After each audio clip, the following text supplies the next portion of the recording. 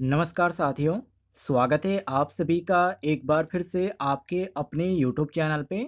आज इस वीडियो में आपको बताने वाले हैं आईटीआई फर्स्ट ईयर का बेसिक प्रश्न। यदि आप आईटीआई फर्स्ट ईयर के छात्र हैं, इलेक्ट्रीशियन ट्रेड से कर रहे हैं, तो ये क्वेश्चन आप सभी के लिए खास होने वाला है।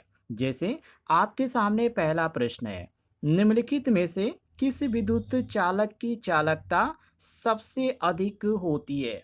जहां आपको ऑप्शन देखने को मिल रहा है सिल्वर, बी ऑप्शन है कॉपर, सी ऑप्शन है एल्युमिनियम और डी ऑप्शन दिया गया है टंगस्टन। तो इसमें सबसे जो अधिक यहाँ पे चालकता वाला जो धातु है वो है आपका चांदी। यहाँ पर आपका ए ऑप्शन जो दिया गया है ये बिल्कुल सही हो जाएगा। जो यहाँ पे सभी ऑप्शन दिए गए हैं इनमें से जो चांदी है ये विद्युत चालकता रखने वाला है, सबसे अधिक विद्युत चालकता इसमें होता है। हालांकि ये काफ़ी महंगा है। विद्युत वायरिंग में और भी स्थानों पे इसका उपयोग नहीं किया जाता है, लेकिन जब चालकता की बात आती है तो ये पहले नंबर पे आता है। ये ध्यान रखिएगा। आगे बढ़ते हैं।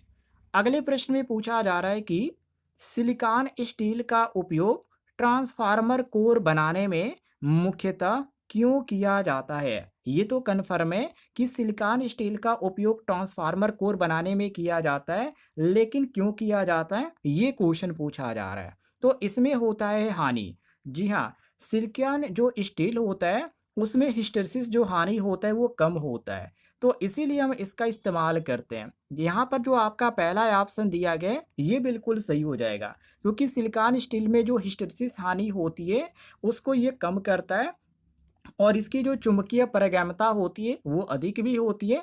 तो इससे क्या होता है कि ट्रांसफार्मर की जो दक्षता होती है वो बढ़ जाती है जब ट्रांसफार्मर में इसका उपयोग किया जाता है ट्रांसफार्मर का कोर बनाने में। तो ये ध्यान रखिएगा। वहीं यहाँ पे भी ऑप्शन दिया गया प्रतिरोध बढ़ाने के लिए। तो कोर का जो उद्देश्य होता है प्रतिरोध बढ़ाने का नहीं होता है, बल्कि चुंबकीय फ्लक्स का अच्छा मार्ग प्रदान करने के लिए होता है। तो प्रतिरोध बढ़ाना यहाँ पे कहना गलत होगा। और सी ऑप्शन दिया गया वजन बढ़ाने के लिए, तो ये भी आपका गलत है।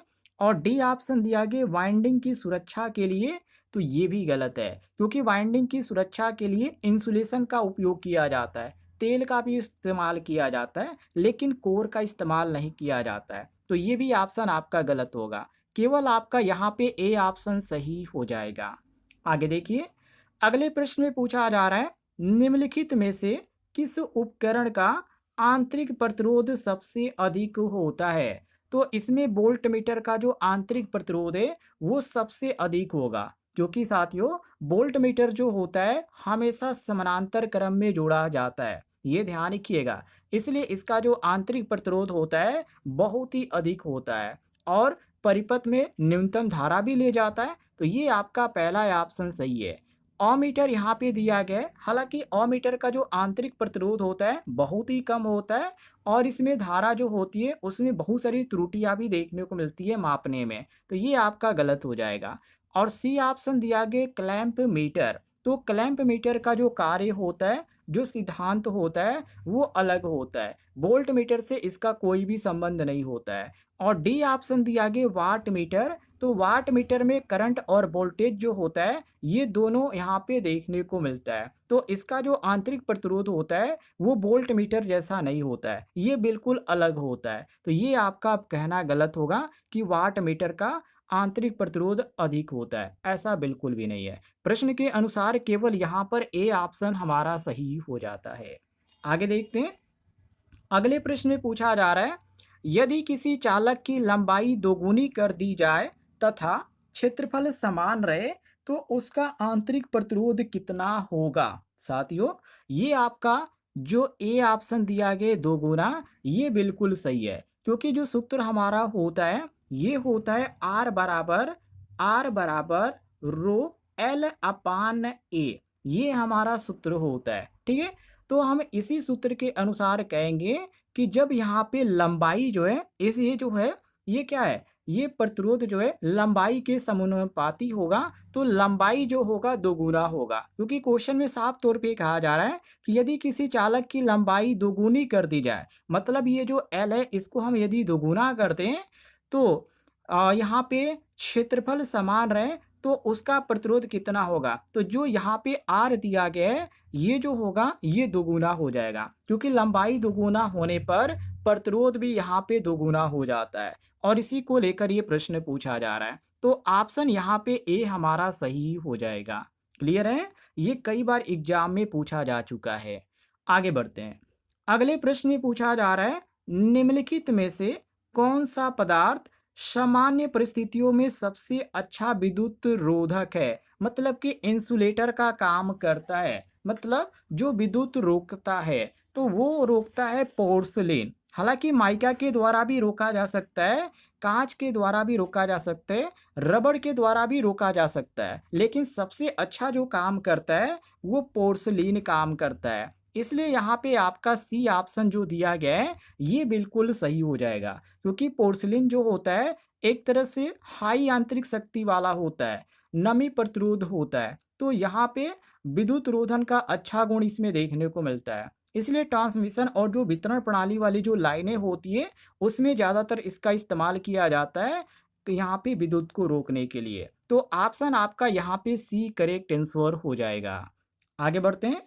अगले प्रश्न में पूछा जा रहा है कि डीसी मशीन में योग का मुख्य कार्य क्या है? साथियों, योग का मुख्य कार्य होता है चुंबकीय फ्लक्स का मार्ग तथा यांत्रिक सहारा देना। कहने का मतलब ये, योग किसको बोला जाता है? जो ऊपरी भाग होता है डीसी मशीन का, जो ऊपरी भाग होता है जिसको आप अपने भाषा में बॉडी बोलते हैं, फ्रेम बोलते हैं, सांचा बोलते हैं, तो वो जो होता है उसको योग बोला जाता है। यहाँ पे इलेक्ट्रिशियन की भाषा में फ्रेम भी बोला जाता है। तो ये क्या होता है? एक तरह से सहारा देने के लिए होता है, यांत्रिक सहारा देने के लिए होता है, ये ध्यान रखिएगा। तो ऑप्शन यहाँ पे ए सही हो जाता है, चुंबकीय फ्लक्स का मार्ग तथा यांत्रिक सहायता देने के लिए योग का यहाँ पे मुख्य कार्य यही है। क्लियर है?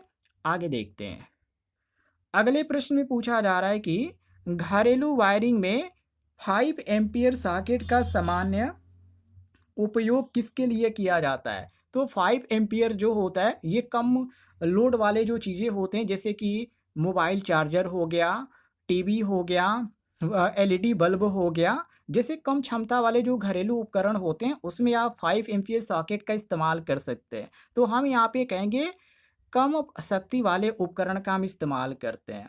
बाकी वेल्डिंग मशीन में तो यहाँ पे हाई चाहिए, क्योंकि वेल्डिंग मशीन में अधिक धारा की आवश्यकता होती है, और 10 हार्स पावर दिया गया, 10 एचपी दिया गया है। तो 10 हार्स पावर के जो मोटर होते हैं, हालांकि औद्योगिक सप्लाईज में चाहिए तो इसमें हाई चाहिए। और डी ऑप्शन दिया गया एयर कंप्रेसर, तो ये भी काफ़ी ज़्यादा क्षमता वाला होता है, काफ़ी ज़्यादा लोड वाला होता है, तो इसके लिए 5 एम्पियर सॉकेट जो है बाकी बहुत ही कम पड़ेगा, ये ध्यान रखिएगा। तो ये केवल छोटे कार्यों के लिए, तो कम शक्ति वाले उपकरण हम यहाँ पे ए ऑप्शन जो है करेक्ट आंसर मारेंगे।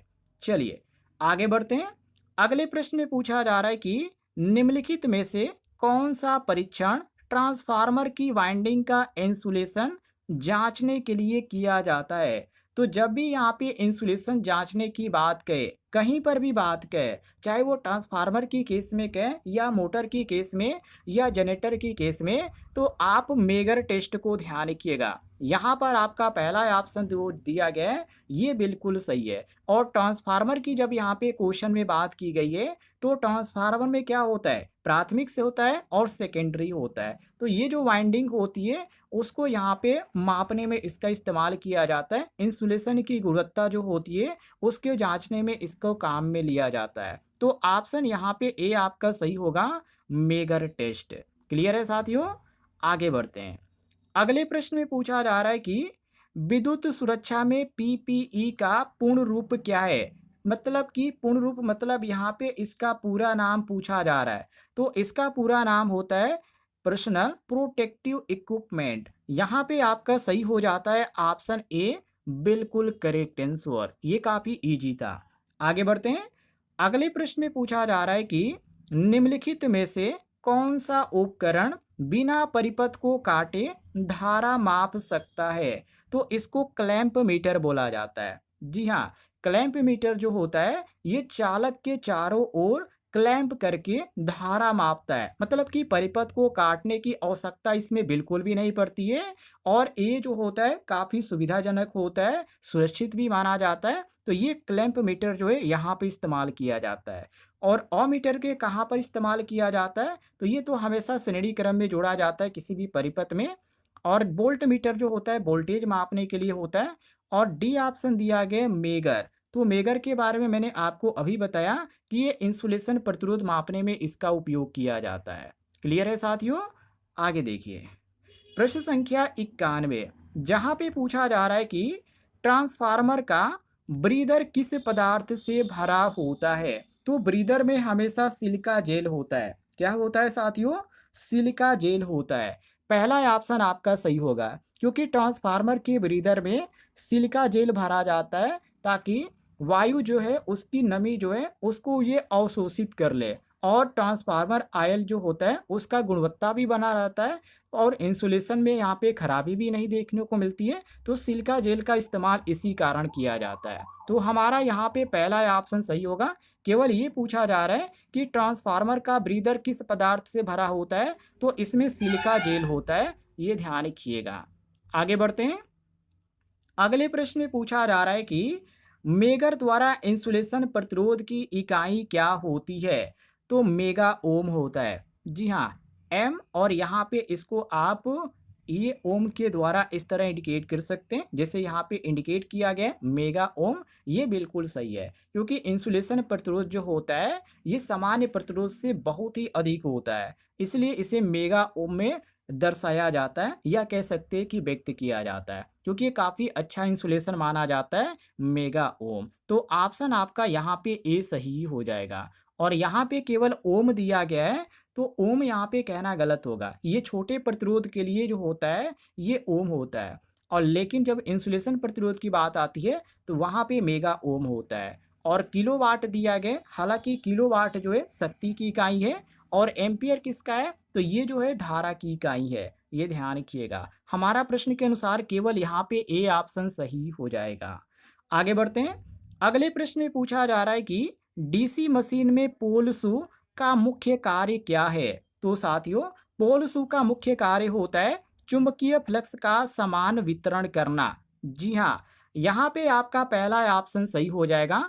पोल शू जो है चुंबकीय फ्लक्स को बड़े क्षेत्र में बड़े समान आकार में एक तरह से फैलाता है। तो ये चुंबकीय जो प्रतिरोध होता है ये कम करता है, और इससे क्या होता है कि जो मशीन की कार्य क्षमता होती है वो भी बेहतर देखने को मिलती है। ये प्रैक्टिकली क्वेश्चन है, आपने वर्कशॉप में प्रैक्टिकली किया होगा तो आप इसके बारे में जरूर जानते होंगे। ये आपका पहला ऑप्शन सही है। और बी ऑप्शन दिया गया वोल्टेज बढ़ाना। तो वोल्टेज बढ़ाना इसका काम नहीं होता है। ट्रांसफार्मर की केस में आप पढ़ेंगे तो ट्रांसफार्मर का काम होता है वोल्टेज को बढ़ाना और घटाना। लेकिन ये क्वेश्चन जो है डीसी मशीन से पूछा गया है, तो वोल्टेज बढ़ाने का काम पोल शू का नहीं होता है, धारा को कम करने का भी नहीं होता है, और न यहाँ पे दिया गया है कम्यूटेटर को घुमाना। तो कम्यूटेटर तो इसके द्वारा नहीं घूमता है, क्योंकि कम्यूटेटर जो होता है वो सॉफ्ट के द्वारा घूमता है। तो ये भी गलत है आपका। केवल आपका यहाँ पे ए ऑप्शन सही हो जाएगा।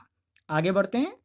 आगे प्रश्न में पूछा जा रहा है निम्नलिखित में से कौन सा पदार्थ सबसे अधिक विशिष्ट प्रतिरोध रखता है। जैसे निक्रोम यहाँ पे दिया गया है, तांबा दिया गया है, एल्युमिनियम दिया गया है और चांदी दिया गया है। तो इसमें आपका निक्रोम जो दिया गया पहला ऑप्शन ये बिल्कुल सही होगा, क्योंकि नाइक्रोम का जो विशिष्ट प्रतिरोध होता है वो अधिक होता है और हाई तापमान सहन भी कर सकता है। इसका उपयोग इसीलिए हीटर में किया जाता है, एलिमेंट बनाने में किया जाता है। ये ध्यान रखिएगा। पहला ऑप्शन आपका सही हो जाएगा। आगे देखते हैं।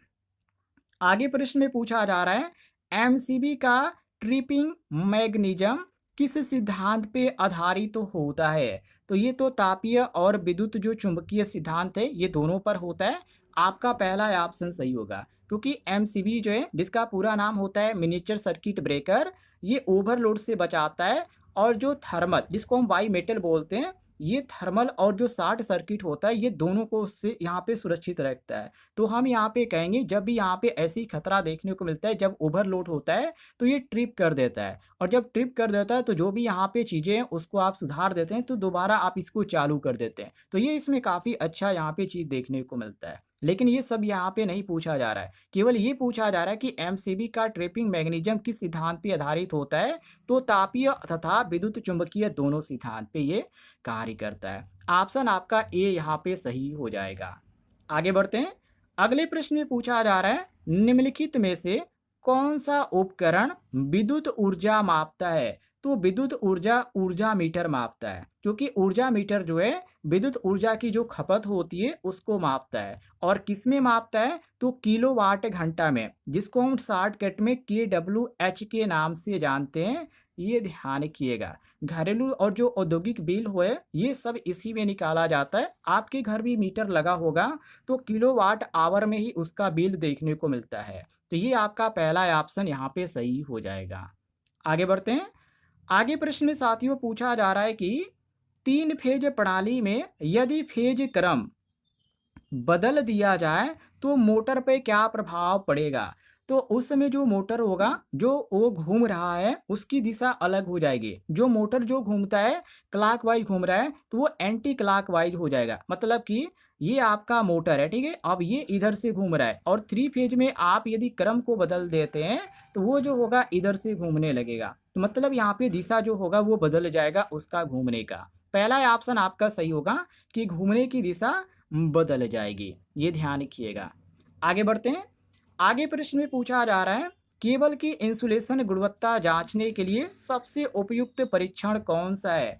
तो इंसुलेशन रेजिस्टेंस टेस्ट इसको बोला जाता है, क्योंकि इंसुलेशन रेजिस्टेंस टेस्ट जो होता है ये मेगर द्वारा ही किया जाता है। तो इससे पता चलता है कि केबल का इंसुलेशन सही है या उसमें कोई लीकेज है या और कोई खराबी तो नहीं है। तो ये इसको बोला जाता है इंसुलेशन रेजिस्टेंस टेस्ट। पहला ऑप्शन आपका यहाँ पे सही हो जाएगा। आगे देखते हैं। आगे प्रश्न में पूछा जा रहा है, निम्नलिखित में से कौन सा पदार्थ अस्थाई चुंबक मतलब परमानेंट मैग्नेट बनाने के लिए अधिक उपयुक्त है। जिसमें पहला ऑप्शन हाई स्टील दिया गया, दूसरा ऑप्शन सॉफ्ट आयरन दिया गया, सी ऑप्शन कास्ट आयरन दिया गया, और डी ऑप्शन कॉपर दिया गया है। तो इसमें आपका सही हो जाता है पहला option hard steel. Hard steel जो होता है एक तरह से हाई रेजिस्टिविटी वाला होता है। जो एस्टिट्यूटिव होता है ये इसमें देखने को मिलता है। तो ये लंबे समय तक एक तरह से चुंबकत्व बनाए रखता है। तो इसी कारण हार्ड स्टील का इसमें प्रयोग किया जाता है। ये ध्यान रखिएगा। पहला ऑप्शन आपका सही होगा। आगे बढ़ते हैं। अगले प्रश्न में पूछा जा रहा है कि विद्युत कार्य करने से पहले लॉक आउट टॉग आउट प्रक्रिया को मुख्य उद्देश्य क्या है। तो एक तरह से ये जो होता है एक तरह से ऑन और ऑफ करने का सिस्टम होता है सप्लाई को, तो उसको बोला जाता है। तो सप्लाई को सुरक्षित रूप से अलग करके आकस्मिक चालू होने से रोकना, ये जो होता है इसको लोटो के नाम से जाना जाता है। LO मतलब कि लॉग आउट और TO मतलब टैग आउट। तो ये लॉग आउट और टैग आउट से मतलब इसका है कि सप्लाई को सुरक्षित रूप से अलग करके यहाँ पे दोबारा ऑटोमेटिक यहाँ पे कोई न जोड़े, तो उसके लिए ये आपका होता है। तो यहाँ पर आपका पहला ऑप्शन जो है सही हो जाएगा। जितने भी लोग इस वीडियो को देख रहे हैं मैं सबसे एक ही रिक्वेस्ट करूँगा, आप लोग इस वीडियो पर लाइक करके चैनल को सब्सक्राइब भी कर लीजिएगा।